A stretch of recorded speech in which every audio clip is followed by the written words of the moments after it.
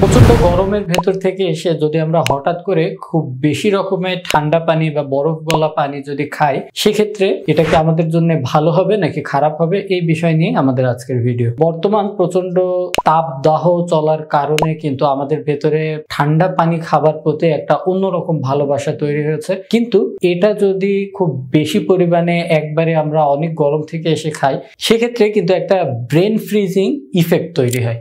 এই brain freezing ইফেক্টটা তৈরি হওয়ার কারণে যে সমস্যাটি দেখা দিবে সেটা হচ্ছে আপনি একবারে অনেকখানি ঠান্ডা পানি খেলে আপনার ভেতরে প্রচন্ড রকমের একটা মাথা ব্যথার সৃষ্টি হবে। এই মাথা ব্যথাটা সৃষ্টি হওয়ার কারণ হচ্ছে আমরা যখন পানিটা দ্রুত গিলতে থাকি, আমাদের ব্রেনের ভেতরে যে একটা বড় রক্তনালীর মাধ্যমে রক্ত যায়, ক্যারোটিড আর্টারি, এটা কিন্তু এই পানি যাবার নালীর খুব সংস্পর্শে কাজ দিয়ে ব্রেনের ভেতরে ঢোকে, যার ফলে হঠাৎ করে এই রক্তনালীর ভেতরের রক্তগুলো ঠান্ডা হয়ে যায় এবং আমাদের ব্রেনের ভেতরের যে সকল রক্তনালীগুলো রয়েছে এগুলোর ভেতরে খুব কঠিন আকারে স্পাজম তৈরি হয়, অর্থাৎ এরা সংকুচিত হতে থাকে।